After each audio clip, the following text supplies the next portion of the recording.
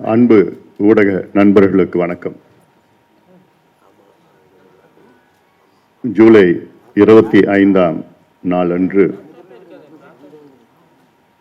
100 நாள் நடைபயணத்தை தொடங்கினேன்.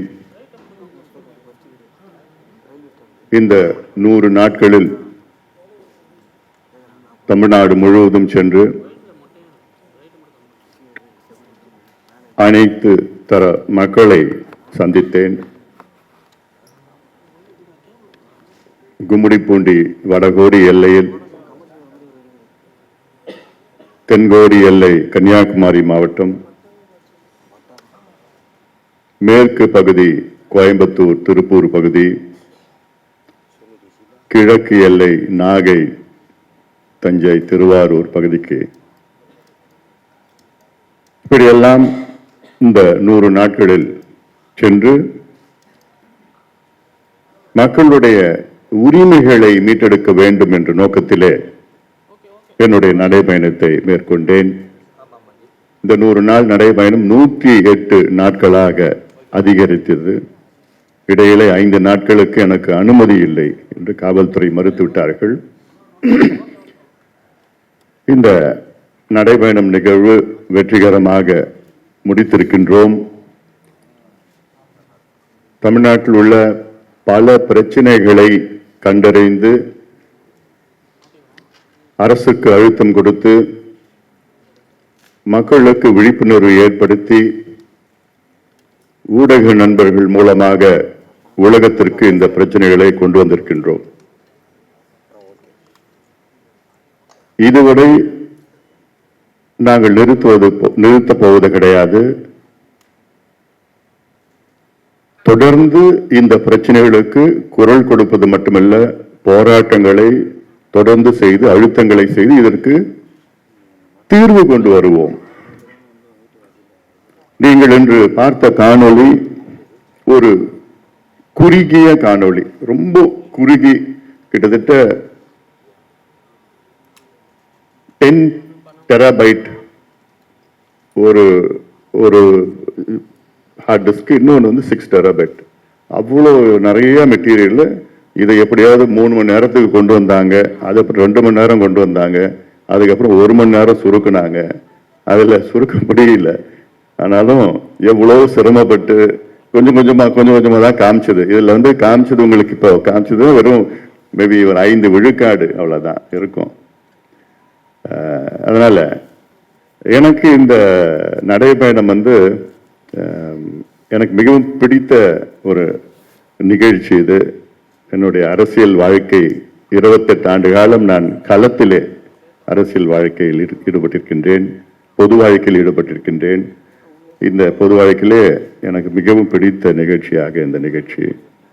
காரணம், இது அனைத்து மக்களிடம் நேரடியாக சந்திக்கின்ற ஒரு வாய்ப்பு எனக்கு கிடைத்தது. இதற்கு இந்த நடைபயணத்தை வெற்றிகரமாக நடத்திய எங்கள் கட்சியை சார்ந்த அத்தனை நிர்வாகிகளுக்கும், எங்கள் அமைப்புகளை சார்ந்த அத்தனை நிர்வாகிகளுக்கும், இங்கே மட்டுமில்ல அங்கே களத்தில் இருக்கின்ற அத்தனை நிர்வாகிகளுக்கும் என்னுடைய நெஞ்சார்ந்த நன்றியை, பாராட்டுக்களை இந்த நேரத்தில் நான் தெரிய கடமைப்பட்டிருக்கின்றேன். எங்களுடன் வருகை தந்திருக்கின்ற மக்கள் தொலைக்காட்சிக்கும் ஒரு மிகப்பெரிய ஒரு நன்றி. அதே போன்ற ஊடக நண்பர்களுக்கு அங்காங்கே இந்த செய்திகள் எல்லாம் வெளியில் கொண்டு வந்து, இந்த உங்களால் தான் இந்த நான் இவ்வளோ பிரச்சனைகள், மக்கள் பிரச்சனைகள்லாம் பேசியிருக்கல, சில பிரச்சனைகளுக்கு தீர்வு வந்துடுச்சு. உங்களால், ஊடக நண்பர்களால் வந்திருக்கிறது. உங்களுக்கும் என்னுடைய நன்றியை இந்த நேரத்தில் நான் தெரிவிக்கின்றேன். இப்போ நான் நிறைய நீங்கள் பார்த்துட்டீங்க, உங்கள் முகத்தெல்லாம் பார்த்தா கொஞ்சம் பசியோடு இருக்கிறீங்க. நீங்கள், நானும் கொஞ்சம் சுருக்கமாக நான் பேசுகிறேன். நான் முக்கியமாக நான் பேச வேண்டியது வந்து பிரச்சனைகள்னா மக்கள் பிரச்சனை, ஒரு சின்ன I'll just run through this, அவ்வளோதான். திருப்போரூரில் ஜூலை 25, 2025 நம்ம தொடங்கணும். இந்த நடைபயணத்து நோக்கமே நான் போகிற இடத்துல எல்லாம் சொன்னது வந்து, ஆளுகின்ற திமுக ஆட்சியை அகற்ற வேண்டும் என்று ஒரு முக்கியமான ஒரு நோக்கத்திற்காக இந்த நடைபயணத்தை நாங்கள் மேற்கொண்டோம். ஏன்னா இவர்கள் ஆள்வதற்கு தகுதியற்றவர்கள், திறமையற்றவர்கள், நேர்மையற்றவர்கள். அதனால இவர் மாற்றம் வர வேண்டும் என்ற நோக்கம். காஞ்சிபுரத்தில் பட்டு புடவை செய்கின்ற நெசவாளர்களை நான் சந்தித்தேன். இந்த நெசவு தொழில், கைத்தறி நெசவு என்பது மிக கடினமான ஒன்று. அந்த நலிந்து விட்டது. கிட்டத்தட்ட 30,000 பேர் ஒரு காலத்தில் காஞ்சிபுரத்தில் பட்டு புடவை நெசவு செய்தார்கள். இன்னைக்கு 2,000 பேர் தான் இருக்கிறாங்க. 30,000 பேர்ல இருந்து 2,000 பேர் தான் இருக்கிறாங்க. அந்த 2,000 பேரும் குறைஞ்சிக்கிட்டு வருது. இந்த பட்டு புடவை என்பது தமிழ்நாட்டினுடைய பெருமை. இது நம்முடைய பாரம்பரியம். ஆனா இந்த பாரம்பரியம் அழிகின்ற ஒரு சூழல் வந்திருக்கிறது. ஆனா அரசுக்கு இதை பத்தி எந்த கவலையும் கிடையாது. நானும் ட்ரை பண்ணி பார்த்தேன் பட்டு புடவை எப்படி நெய்யலான்னு. 2 காலு 2 கை அப்படியே சைமல்டேனியஸா வேலை செய்யணும். இந்த கால் அமுக்கணும், இதுல அந்த நூலை இப்படி பண்ணணும், அப்புறம் இந்த கால் அமைக்கி இதை எடுத்துட்டு அப்புறம் இந்த கால் அமைக்கி இதில் வைக்கணும். இது ஒரு நாளைக்கு 12 மணி நேரம் 14 மணி நேரம் தொடர்ந்து செய்யணும். செஞ்சாதான் 8 நாள் 10 நாள் 12 நாள்ல சாதாரண பட்டு புடவை செய்ய முடியும். சாதாரண பட்டு புடவை அவங்களுக்கு எவ்வளவு கிடைக்குதுன்னா 3,000 ரூபாய் கிடைக்குது லாபம், அவ்வளவுதான். ரொம்ப மோசமான ஒரு சூழல்ல இருக்கிறாங்க அவங்க. இதெல்லாம் நான் நேரடியாக போய் பார்த்துட்டு, அதே போன்ற காஞ்சிபுரத்துல நத்தப்பேட்டை ஏரி, அழகான ஏரி, 450 ஏக்கர் பரப்பளவுள்ள ஏரி. வையாவூர் ஏரி, அது 200 ஏக்கர் ஏரி. இதுல அவ்வளோ வலசை பறவைகள், பெலிகான், பிளமிங்கோஸ் எல்லாம் வருது இப்ப கூட. ஆனா இதுல என்ன ஏரினா, இந்த ஏரியில இப்ப யாரும் தண்ணி குடிக்கிறது இல்லை. ஏன்னா காஞ்சிபுரம் நகரத்தில் உள்ள திடக்கழிவு, ரசாயன கழிவு அப்படியே நேரில் ஏரியில் கலக்குது, சுத்திகரிக்கப்படாம. பெரிய ஏரி. நீங்க பசுமை தீர்ப்பாயம் இதை ஏரியில் பறவைகள் சரணாலயமா அறிவிக்கணும்னு சொன்னாங்க. அரசுக்கு அப்படின்னா என்னன்னு கூட தெரியல. ரொம்ப சில நேரத்துல போய் பார்க்கறப்பெல்லாம் கோபம் வந்துடுச்சு எனக்கு நிறைய இடத்துல. என்னடா 67ல இருந்து ஆட்சி பண்ணிட்டு இருக்கிற திமுக மாறி மாறி ஆட்சி பண்ணிட்டு இருக்கிறாங்க. 60 ஆண்டு காலமாக ஆட்சி பண்ணிட்டு இருக்கிறாங்க. இதை கூடமா ஏன் செய்ய முடியல உங்களை இவ்வளவு காலமா? அப்புறம் என்ன மக்களை இவ்வளவு காலமா ஏமாத்திட்டு இருக்கிறீங்களே. அடுத்தது வட சென்னையில நம்மளுடைய மாத்தூர் பகுதியில் எந்த இடம் பார்த்து கொடுங்கையூர் மாத்தூர் வட சென்னையில். அது இல்லாம அது குப்பை எரிவலை இன்சினரேட்டர், கார்பேஜ் இன்சினரேட்டர், இந்த ஒரு திட்டத்தை அறிவிச்சிருக்கிறாங்க. இதுக்கு 1,250 கோடி ரூபாய் ஒதுக்கீடு செய்ய திட்டமிட்டிருக்கின்றார்கள். இந்த திட்டம் ஒரு ஃபெயிலியர் திட்டம், தோல்வி அடைந்த திட்டம். அமெரிக்காவில் 30 ஆண்டு காலமாக இந்த திட்டத்தை மூடிட்டாங்க. டெல்லியில இந்த திட்டம் வந்துச்சு, டெல்லியில மூடிட்டாங்க. பூனேல திட்டத்தை மூடிட்டாங்க, மும்பையில மூடிட்டாங்க. ஆனா நம்ம ஆளுங்க இப்பதான் இந்த திட்டத்தை கொண்டு வர்றாங்க. எப்படி அறிவாளிங்க பாரு நம்ம ஆளுங்க. எதுக்கு கொண்டு வர்றாங்க? இவ்வளோ எதிர்ப்பு இருக்கு. இந்த திட்டம் வந்ததுன்னா சென்னை மாநகராட்சியில் உள்ள அனைத்து மக்களும் இதில் பாதிப்பார்கள். குறிப்பாக குழந்தைகள், முதியவர்கள், பெண்கள் பாதிப்பார்கள். ஏன்னா குப்பையை எரிக்கிறது. 7.5 லட்சம் டன் குப்பையை எரிச்சு அதுல கரண்ட் தயாரிக்கணுமா. இந்த குப்பையை எரிச்சா என்ன ஆகும் தெரியல? டயாக்சின் என்பது it is organic compound, polluted compound. இது டயாக்சின் நம்ம சுவாசிச்சாலும் சரி, நம்ம உணவுப் பொருள்ல நம்ம உண்டாலும் கேன்சர் வரும்.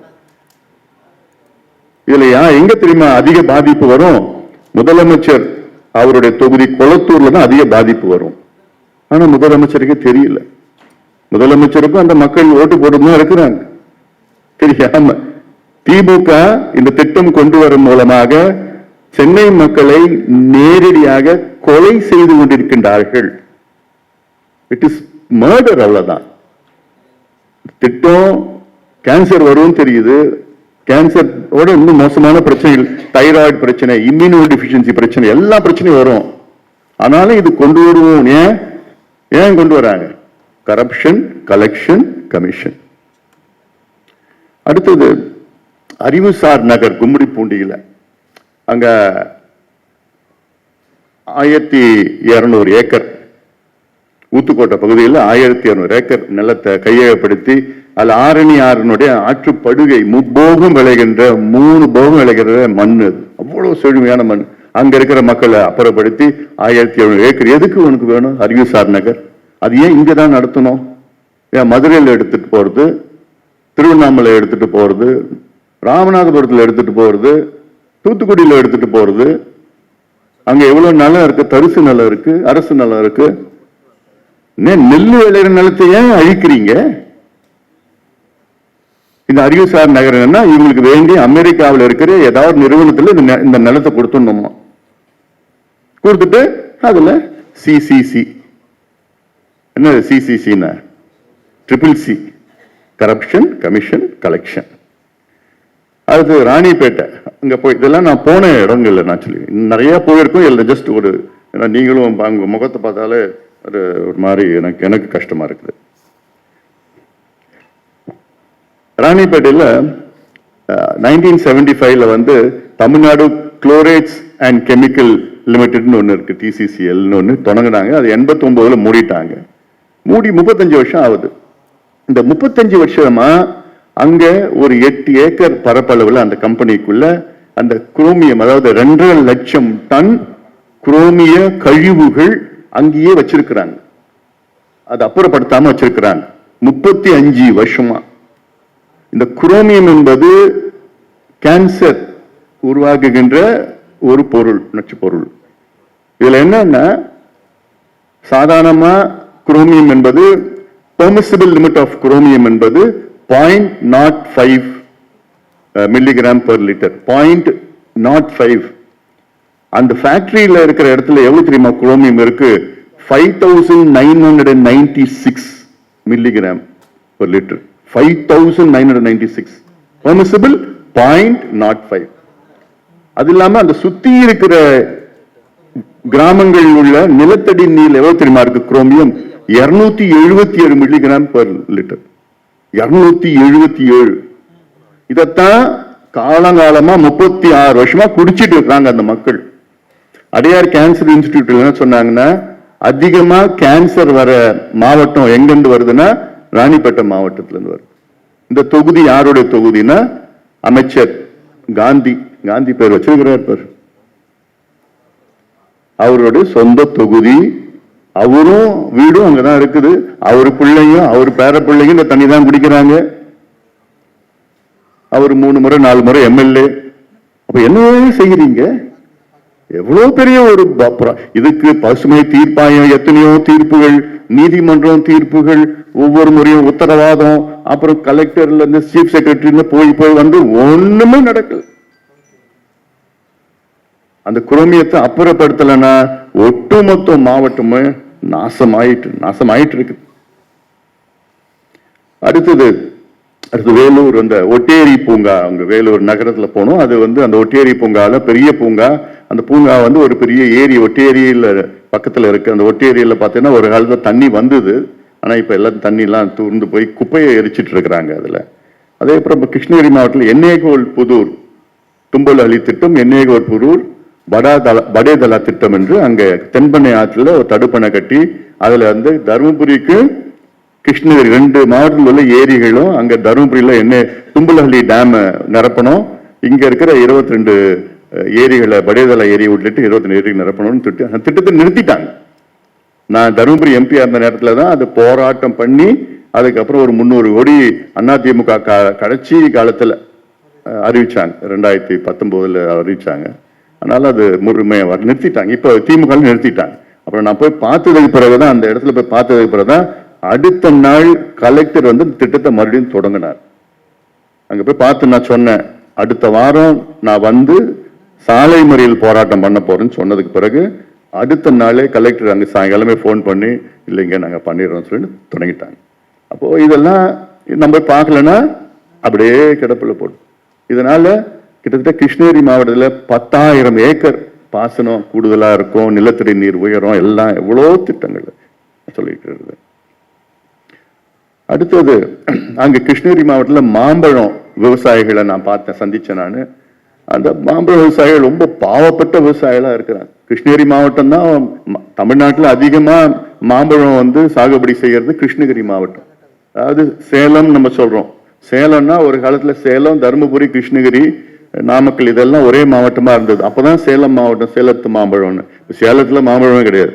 மாம்பழம் எல்லாம் தருமபுரியில கிருஷ்ணகிரியில தான் இருக்கு.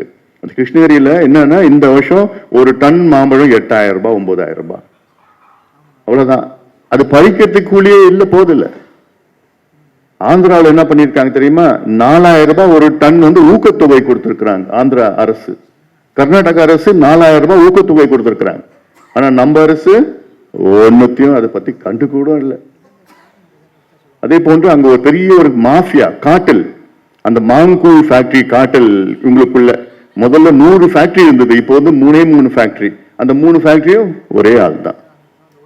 அது யாருன்னா ஆளுங்கட்சிக்கு வேண்டிய அவங்க தான் இதுல விலை நிர்ணயம் செய்யறது. மாம்பழத்துக்கு ஒரு டன்னுக்கு 25,000 ரூபாய் மினிமம் சப்போர்ட் பிரைஸ் பிக்ஸ் பண்ணணும். இதுதான் வாக்குறுதியா கொடுத்தாங்க திமுக. வாக்குறுதி பத்தி உங்களுக்கு தெரியும். அதுக்கப்புறம் கிருஷ்ணகிரி மாவட்டத்தில் வந்து ஒசூர் பக்கத்தில் கிழவரப்பள்ளி அணைக்கு போய் பார்த்தேன். கிழவரப்பள்ளி அணை வந்து தென்பெண்ணை தண்ணி அங்கிருந்து, அப்புறம் தென்பெண்ணை ஆறுன்னு உருவாகுது. அங்கிருந்து வந்து கேஆர்பி டேம் வருது கிருஷ்ணகிரிக்கு. கிருஷ்ணகிரியில் மாவட்டத்தில் கேஆர்பியிலேருந்து தென்பெண்ணை ஆறு வருது. கடலூர்ல போய் முடியுது தென்பெண்ணை ஆறு. அதுல என்னன்னா அந்த கிழவரப்பள்ளி அணையில போய் பார்த்தா அப்படியே அந்த ஃபோம் இருக்கும்ல, சோப்பு நுரை இருக்கும், அது மாதிரி சோப்பு நுரை வந்து 1 கிலோமீட்டருக்கு மேல, 1/2 கிலோமீட்டர் மேல ஹைட்ல போகும். தண்ணி திறந்து விட்டாங்கன்னா அவ்வளோ கெமிக்கல் அங்க எங்கிருந்து வருதுன்னா பெங்களூர் கழிவு, பெங்களூர் கெமிக்கல் ஃபேக்டரி சுத்தி இருக்கிற இடத்துல அவ்வளோ கெமிக்கல், அன்ட்ரீட்டட் சூவேஜ் அப்படியே நேரா வருது. அது அவ்வளோ மோசமா இருக்குது. அதுக்கு தமிழ்நாடு அரசு பசுமை தீர்ப்பாயம் எவ்வளோ தீர்ப்புகள் வழங்கியும் ஆஸ் யூஷுவல் நம்ம ஆளுங்க தூங்கிட்டு இருக்கிறாங்க. அடுத்தது செய்யார் வந்து, செய்யார்ல சிப்காட், மேல்மா சிப்காட்னு, அதுல ஏற்கனவே சிப்காட் 3000 ஏக்கர் இருக்கு. இன்னொரு 3000 ஏக்கர் வேணும்னு சொல்லிட்டு அங்க முப்போகம் விளைகின்ற இந்த மண்ணு 11 கிராமம் 12 கிராமத்துல அப்புறப்படுத்தி சிப்காட்னு சொன்னாங்க. மக்கள் வந்து எதிர்த்து போராட்டம் பண்ணாங்க. அதுல வந்து 7 பேர் குண்டர் சட்டத்தில் அடிச்சாங்க. உலகத்திலேயே போராடுகின்ற விவசாயிகளை குண்டர் சட்டத்தில் அடைத்த ஒரே ஆட்சி திமுக ஆட்சி. அது வந்து வரலாற்றுல இது பதிவு பண்ணியாச்சு. இப்படி ஒரு ஆட்சி தேவையா? விவசாயிகள் சோறு போடுற கடவுள் விவசாயிகளை குண்டர் சட்டத்துல போடுகின்ற ஆட்சி திமுக ஆட்சி. அடுத்தது நந்தன் கால்வாய் திட்டம் திருவண்ணாமலை மாவட்டத்தில். அதை பார்த்தா இது வந்து கிட்டத்தட்ட 80-90 ஆண்டு காலம் கோரிக்கை. துறிஞ்சல் ஆறுன்னு ஒன்று இருக்கு, வேடியப்பன் மலைன்னு இருக்காங்க. அது துறிஞ்சல் ஆறுல இருந்து வந்து அங்க கீரனூர்னு ஒரு பகுதியில் அணை ஒன்று வெள்ளக்காரங்காலில் கட்டினது தடுப்பணை.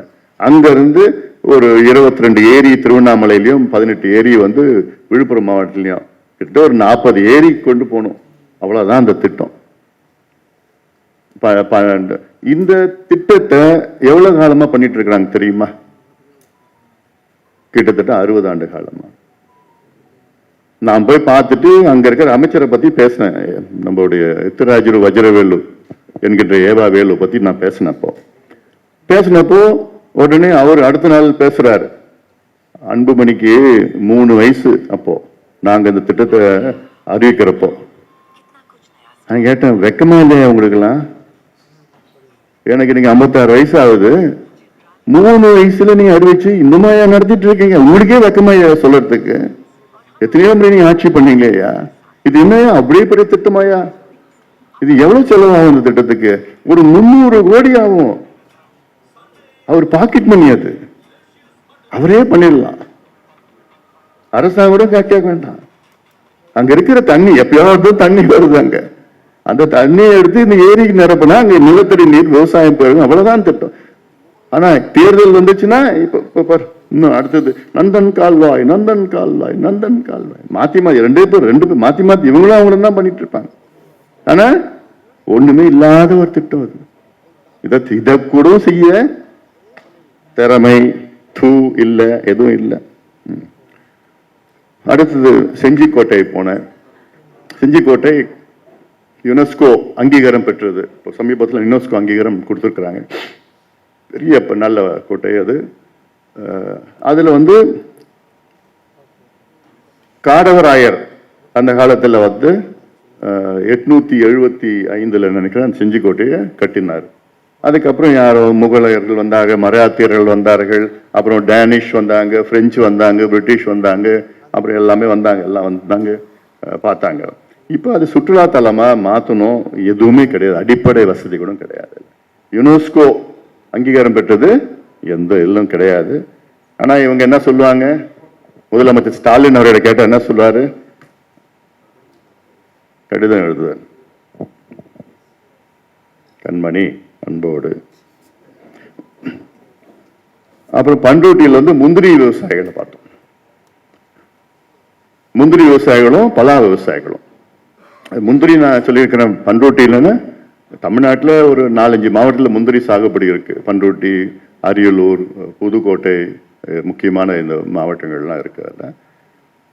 அதான் அதிகமாக பண்ருட்டி, இது பேர் என்ன, கடலூர் மாவட்டத்தில் அதிகமாக இருக்கு. 50 விழுக்காடு கொள்முதல் வந்து கடலூர் மாவட்டத்தில். ஆனால் தேர்தலுக்கு முன்பு என்ன சொன்னாங்க திமுக, நாங்கள் முந்திரி பதப்படுத்துகின்ற ஒரு மண்டலத்தை உருவாக்குவோம், முந்திரிக்கு தனி வாரியம் அமைப்போம். ஒன்னுத்தையும் பண்ணல. நாங்க போற ஒரு 4 மாதத்துக்கு முன்னாடி ஒரு அறிவிப்பு வந்தது. அறிவிப்பு மட்டும்தான் வரும், நிதியே 1 பைசா கூட இல்லை. பலானா கேரளாவில் பார்த்தீங்கன்னா அங்க கவர்மெண்ட்ல பலா இருக்கு, அங்க 200 வகையான பொருட்களை பலால இருந்து தயாரிக்கிறாங்க. எங்க கேரள அரசு ஊக்குவிக்கிறாங்க அங்க. ஆனா இங்க அதை பத்தி என்னன்னு கூட என்ன, அந்த தொகுதியில தான் யார் இருக்கா, பெருமை மிக்க நம்ம வேளாண் துறை அமைச்சர். என்ன பண்ணுறது, தலையெழுத்து. அடுத்தது மீனவர்கள் அங்க போய் பார்த்தேன், நான் கடலூர்ல போய் பார்த்தாங்க, தேவனாம்பட்டினம் அங்க போய் பார்த்தப்போ அவங்க கோரிக்கை என்னன்னா, அவங்க மீனவர்கள் வந்து பழங்குடி இனத்தை சார்ந்த அந்த பட்டியலில் மீனவர்களும் சேர்க்கணும்னு ஒரு கோரிக்கை வச்சாங்க. அப்புறம் நான் எக்ஸ்பிளைன் பண்ணேன், இதெல்லாம் வந்து வேண்டாம், இது வந்து ரொம்ப டீடியஸ் ப்ராசஸ், நீங்க அது மத்திய அரசு தான் கொடுக்கணும். உங்க கோரிக்கை, மீனவர்கள் கோரிக்கை என்னன்னா, தமிழ்நாட்டை கேளுங்க, எங்களுக்கு தனி ஒதுக்கீடு வேணும், இல்லை உள் ஒதுக்கீடு வேணும்னு கேளுங்க, நியாயமான கோரிக்கை, நான் உங்களுக்கு போராடுறேன் சொல்லிட்டு அவங்கள தூண்டில் வளைவு அந்த சின்ன சின்ன துறைமுகங்கள்லாம் கேட்டாங்க.